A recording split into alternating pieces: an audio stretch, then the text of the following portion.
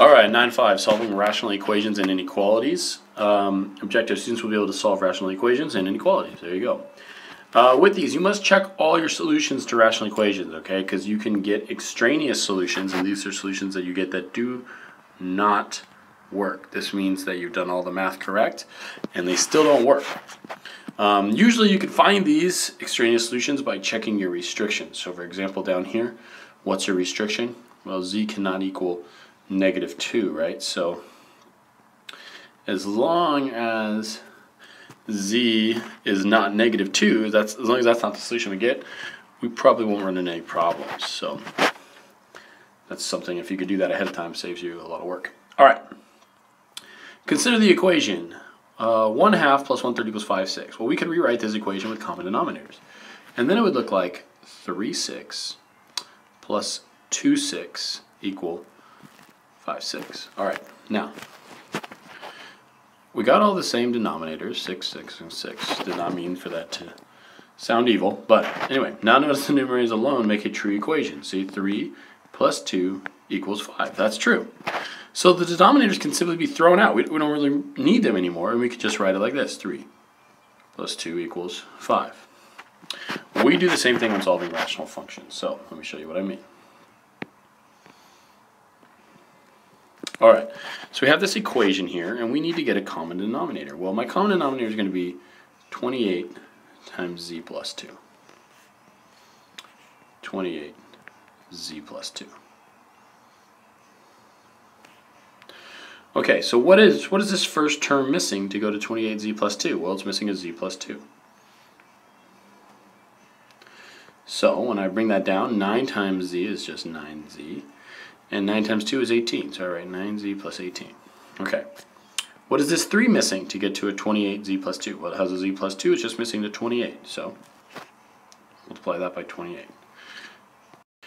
28 times 3 is 84. So I write plus 84.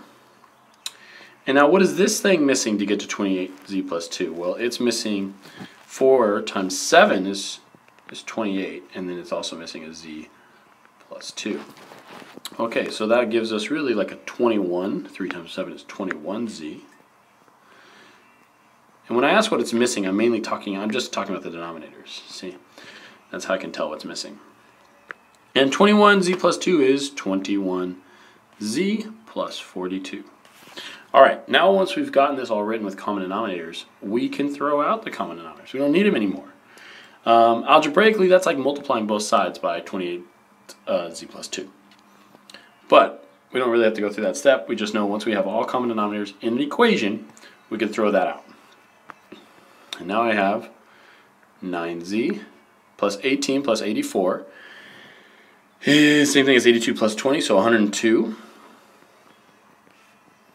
equals 21z plus 42.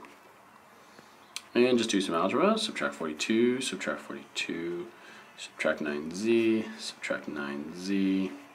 These guys cancel, these guys cancel. 102 minus 42 is 60. And 21z minus 9z is 12z. Last step here, just divide both sides by 12. And you get that z equals 5. Okay, well, let's check real quick. Was that my restriction? Z equals 5, z cannot equal -2. No, it's not. So this is going to work. And you could do it if you want. You could plug it back in and check and make sure it's all true, but it will work. So, we are done with that one. So, here's practice number 1, very similar problem. I'd like for you guys to go ahead and do that one. I would recommend that you pause the video because I'm going to put the answer up in just a second. Okay, well the common denominator here would be 12d, okay, because 4 goes into 12, and then 12 times d gives us our common denominator. That means we would get 24 plus 3d equals 11d. If we subtract 3d from both sides, I get 24 equals 8d, then divide both sides by 8, we get d equals 3. Our restriction was that d cannot equal 0, therefore we have a good solution. D equals 3 is a fine answer. Okay, let's go to the next page. Alright, so now it gets a little bit more complicated. Let's mark our restrictions again. And hopefully you can see right here this x squared minus 1. I'm going to zoom in. We can change that. Okay, so instead of x squared minus 1, we could write that as x plus 1, x minus 1, right? Because that's what it. So, as we look at this, what is our restrictions? Well, x cannot equal negative 1 or positive 1. We just make that little note, and now we can move on. What is our common denominator going to be? Well, we have an x plus 1 and x minus 1. Here we just have a 1, so that one's not going to be real influential. And here we have an x plus 1. Looks like our common denominator is going to be x plus 1 and x minus 1. So we'll do that to both sides. Alright, so what is this thing missing? Well, this first one doesn't have anything, so we're going to multiply it by both. Well, we already know that both multiplied together is this, x squared minus 1. So let's just do x squared minus 1 times x, which would give us x cubed minus x. Okay, so there's the first term. Now, this one is not missing anything. It's already got the common denominator. So we're just going to bring down a plus x squared minus 5. Okay, now over here, what is this one missing? Well, it's missing an x minus 1, right? Because we only have an x plus 1 to get to x plus 1. X minus 1, we need an x minus 1 here. Okay, in order to do this, it's a little tricky. We're going to need to maybe do the box. So I'm going to just kind of do that up here on the side. I got an x minus 1. It's a little crooked, sorry, but x squared plus x plus 2. X cubed, x squared, 2x, negative x squared, negative x, and negative 2. That makes these guys cancel out. So altogether I would have x cubed. 2x minus x is just x, and then minus 2. Alright. Now I can cancel out these denominators. And I'm going to move everything to one side because this is looking like it's going to be at least a quadratic, maybe a cubic. So I'm going to move everything to one side. So I'll move everything to the left here. I need to subtract an x cubed, subtract an x cubed, subtract an x, add a 2, add a 2. These guys would all cancel. Give me a 0 over here. Alright, then on this side, I got x cubed minus x cubed. Well, that's just a 0, so those guys cancel out. Negative x and negative x make a negative 2x. Okay, I've written those things down, so I'm going to cancel them out because I got a lot of stuff going on here, so it's kind of confusing. Got an x squared, and there's nothing else happening to the x squared, so I'm going to bring that thing out in front. I can cross that off, and now I have a negative 5 and a positive 2. That makes negative 3, so we bring that down, negative 3. And I can cross those guys off. All right. Now I got an equation that I can work with. All of that to get to here. Now we have a quadratic equation, and we know how to solve quadratic equations. We can use the quadratic formula, or we can check and see if this can factor real quick. Is there something that multiplies up to negative 3 and adds up to negative 2? Well, there is, right? There's 3 and, negative 3 and positive 1. So we could write this as x minus 3 x plus 1 equals 0. And then that means that our solutions are x equals positive 3 and negative 1. Okay, all that work to get those two solutions. But one last thing, let's go back up and look at our restrictions. We said from the very beginning, x cannot equal negative 1 or positive 1. So this answer here is not a real solution. So x equals 3 is the only real solution. All right, a lot of fun. So I want you guys try practice number 2. I would recommend that you pause the video because I'm going to put the answer up in just a second.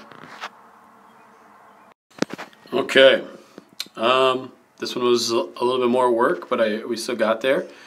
The common denominator had to be x plus 4, x minus 4, because that's what x squared minus 16 is, and everything else can go into that. All the other denominators can go into that. So we get, once we get common denominators, we get 12 minus 24 times x plus 4 equals 3x squared minus 48, because I just did x squared minus 16 over here. And then from there, I just distribute and start getting everything on this side equal to 0. So I moved everything over. And then I could divide a 3 out of every single term, which gives me 0 equals x squared plus 8x plus 12. And then I could factor that to 0 equals x plus 6 and x plus 2, which tells me my solutions is negative 6 and negative 2. From the very beginning, my restrictions were that x cannot equal negative 4 or positive 4. So, I'm okay. None of my answers are in my restrictions, so this answer is going to work. Alright, let's talk about this next problem. This is what we call a work problem. So before I even go into it, I'm going to tell you that I put over here my general way of thinking of these. So think of the first part plus the second part, and that equals one whole thing. I probably should have put a 1 there because you're pretty much always going to have a 1 over here. So let's talk about this. When building the channel, the English and French each started drilling on opposite sides of the English Channel.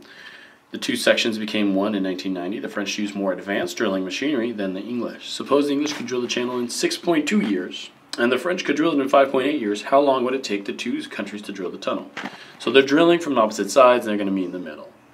Think about how much each side would complete in just 1 year. Then think in X years. Okay, let's just think of the English here at first. The English are going to take 6.2 years to do it all by themselves. Well, that means that in just 1 year, they would get through 1.1 over 6.2 of the channel, right? What about in 2 years? Well, then it would be 2 out of 6.2, or 3 out of 6.2, or 4 out of 6.2 for 4 years. So we could see what happens there. Well, what we could do then is we could say, how about in X years? In X years, they would have X out of 6.2 done. And X is the number of years it's going to take for them to work together. So that's the English. How about the French part? Well, the French would be X out of 5.8 years. And together they're going to just make one channel. So this is what I mean by, here's the part 1, so the part of the English, part 2, the part of the French, and then one whole thing. That's how you set up these work problems. Well, now we need common denominators. In order to get a common denominator, it's going to be 6.2 times 5.8. So we're going to get something like 6.2 times 5.8.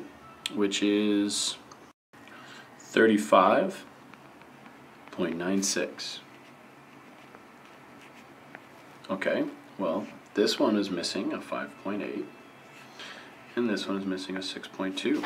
So we could just say, hey, 5.8x plus 6.2x equals, well, if this was 1, in order for this to still be 1, it's going to have to be 35.96 over 35.96. Cancel our denominators. Add these two guys together. 5.8 plus 6.2 is 12x equals 35.96. Divide both sides by 12, and you get x equals something like 2.99. So about 3. So it'd be safe to say that how long did it take the two countries to drill the tunnel? It took them 3 years working together. 2.99, might as well say 3, just a lot easier. Alright, so that's how you do a work problem.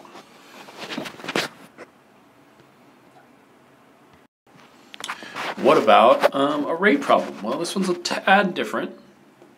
So let's take a look. It says the speed of the current in Puget Sound is 5 miles an hour.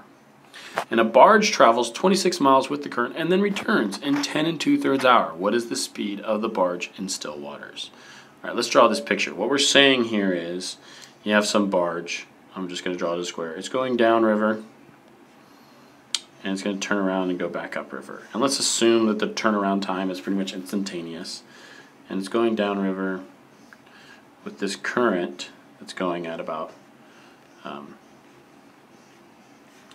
5 miles an hour. Okay, well there's 2 trips here. There's a trip down and a trip up. And we know the total time of that is 10 2/3 hours. So we have T1 plus T2 equals 10 2/3 is the same thing as 32 thirds hours. So I'm going to write it as 32 thirds because it's going to be a little bit easier to work with. All right. Well, we know our total time, but what we don't know is the individual rates and the individual distance. Well, actually, I guess we do know the individual distance because they tell us that it's going down 26 miles, all right? 26 miles. So this is 26 and it's 26 back up. So if we think about this, the first trip had a distance which would equal a rate, which would equal the first time. And that's this general formula. And if I wanted to get the time all by itself, I could divide both sides by the rate. And the little 1 there just means the first rate, because I'm just talking about the first trip for now. So we know that T1 equals D1 over R1. And therefore T2, so the second time, would equal the distance, the second distance over the second rate. That'd be T2. Well, we already have this little equation over here. The first two times together equal 32 hours. So I could actually say, hey, D1 over R1 plus D2 over R2 has to equal 32 third hours. And now let's talk about what these values mean. Well, we already know the first distance. It's 26 miles. And we actually know the first rate. If we think about it, let's let X be the rate in still waters. Well, if it was in still waters, we're adding 5 miles an hour the first trip because the current is pushing it. So we could write X plus 5.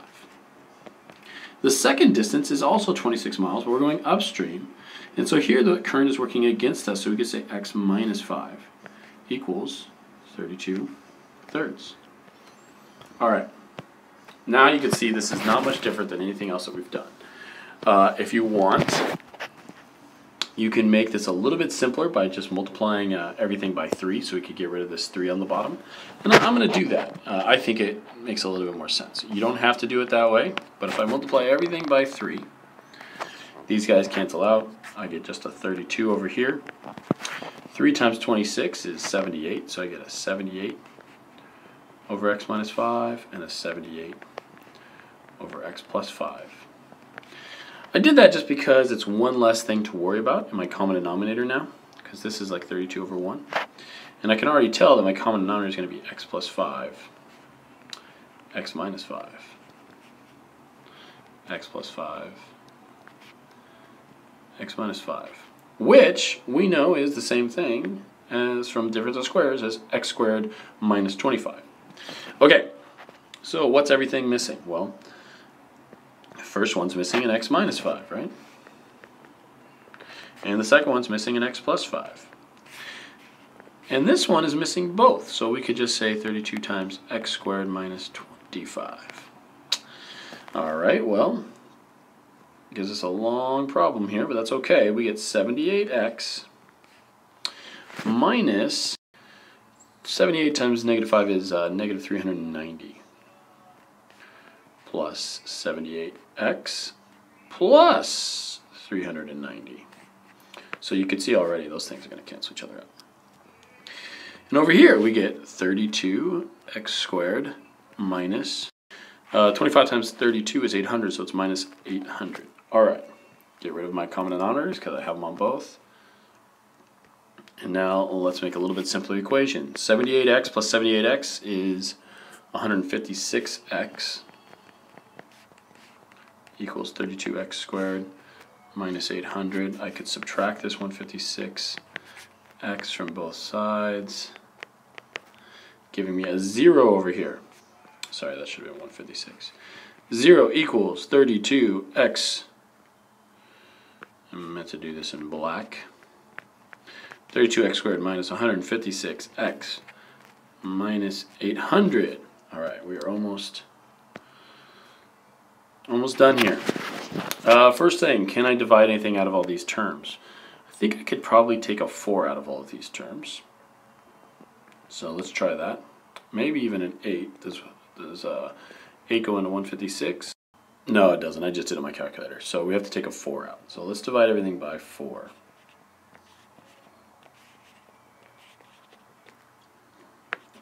We get 0 equals 8x squared minus 156 divided by 4 is 39x minus 200. Okay, from here we can't factor this. So we're going to use the quadratic formula. And I'm going to have you guys go ahead and do that. Plug that guy in the quadratic formula. I know, this is a long problem. A lot of steps. Right? But we're almost there. So go ahead and try plugging this in the quadratic formula. And I'll put the answer up in just a second. Okay, so I did all the work for the quadratic formula. You can see it here. It's kind of nuts. But eventually I got to two answers. I got an x equals positive 8, and I got x equals negative 50 over 16, which I could probably divide down. But here's why I didn't even bother. Once I saw this is going to be negative, remember what I'm trying to solve for. Way back in the equation, this was what is the speed of the barge in still waters. I can't have a negative speed. That doesn't make sense for this problem. So I'm just going to ignore this answer and say that 8 is my speed. And know that we were talking about miles and hours, so the answer is 8 miles per hour. Okay, that is my answer. I know it's a lot of work, but it's doable. All right, this last one is about inequalities, how to solve when you have inequalities. And I put some steps here. Identify restriction as the first step. So here, what's my restriction? Well, I cannot have an a that equals 0. So that's 1. 2, solve the related equation. Well, what do I mean by that? I mean, pretend like this is an equation and just solve it. So let's do that. Common denominator would be 8a, so I'm going to just write 8a. What's this guy missing? It's just missing a 2, so 2. What's this guy missing? Nothing.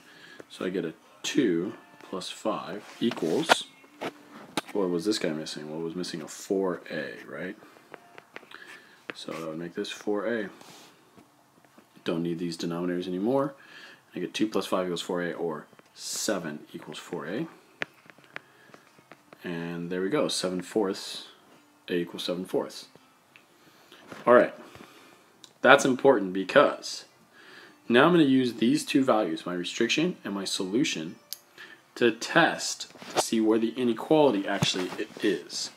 So what do I mean by that? Well, let's think of this as a number line. And here's 0. Here's 7/4, which is just before 2. And I'm going to pick some values to test, like -1, 1, and 2.